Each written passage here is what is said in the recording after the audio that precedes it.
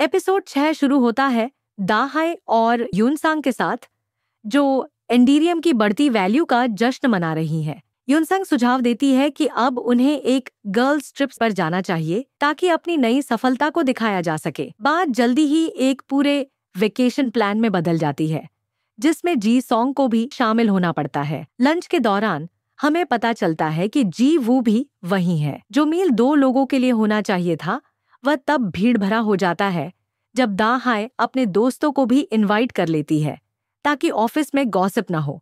फिर भी जी वू को बाद में अकेले में बात करने का मौका मिल जाता है।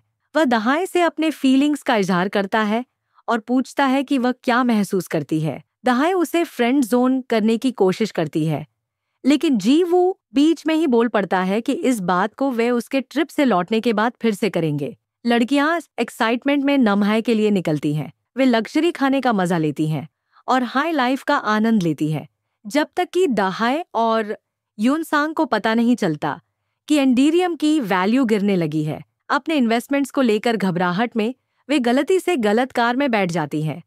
जी सॉन्ग परेशान होकर उनके फोन्स जब्त कर लेती है। हालांकि ये सब छोटी छोटी दिक्कतें आती हैं, फिर भी तीनों हंसी मजाक, वाइन और कन्फेशंस के साथ ट्रिप का मजा जारी रखती हैं। नशे में दाहाई एक पे फोन से अपनी माँ को कॉल करती है और वादा करती है कि एक दिन वह उन्हें रानी की तरह रखेगी। लेकिन अगली सुबह माहौल बदल जाता है जब उन्हें एहसास होता है कि उनके फोन्स गायब हैं। परेशान होकर ढूंढने पर पता चलता है कि जी सॉन्ग के पास ही वो फोन्स थे।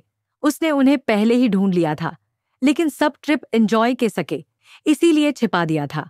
यूनसांग गुस्से में जी सॉन्ग पर बरस पड़ती है, कहती है कि जी सॉन्ग बस दिखावा करती है कि उसे पैसों की परवाह नहीं, जबकि सच्चाई ये है कि वह ऑफिस ऑपरेटर बनकर फंसी हुई है और प्रमोशन की कोई उम्मीद नहीं। यह सुनकर जी सॉन्ग दुखी होकर वहां से चली जाती है।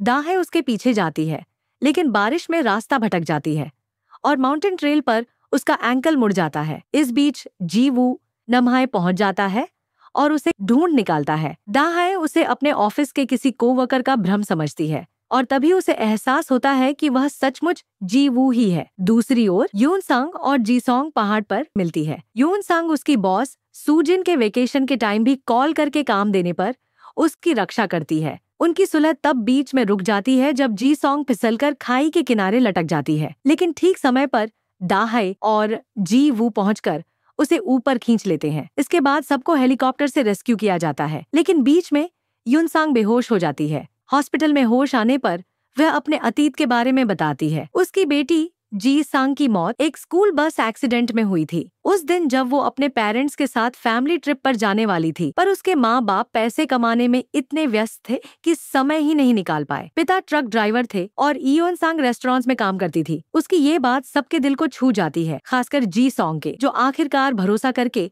क्रिप्टो में हाथ आजमाने का फैसला करती है। दाहाई और यूनसांग उसे कुछ कॉइन्स भेजती हैं ताकि वह शुरू कर सके। ऑफिस वापस आने पर दाहाई देखती है कि जी वू अब भी उसके फ्रेंड्स ओनली वाले कमेंट से नाराज है। वह समझाती है कि वह चीजों को धीरे धीरे आगे बढ़ाना चाहती है। जी वू मान जाता है, लेकिन साथ में चेतावनी देता है कि वह अब अपने फीलिंग्स को नहीं रोकेगा। फ्लैशबैक्स में दिखता है कि जी वू ने उस दिन एक इम्पोर्टेंट मीटिंग स्किप की थी, सिर्फ उसे बचाने के लिए। फाइनल सीन में जी वू और दाहाई दोनों परेशान हैं, क्योंकि किसी ने उनकी साथ में चलते हुए ली हुई फोटो पोस्ट की है। जैसे ही दरवाजे खुलते हैं, सामने दाहाई के सारे टीममेट्स खड़े होते हैं और बस वहीं से ऑफिस गॉसिप सीजन शुरू हो जाता है।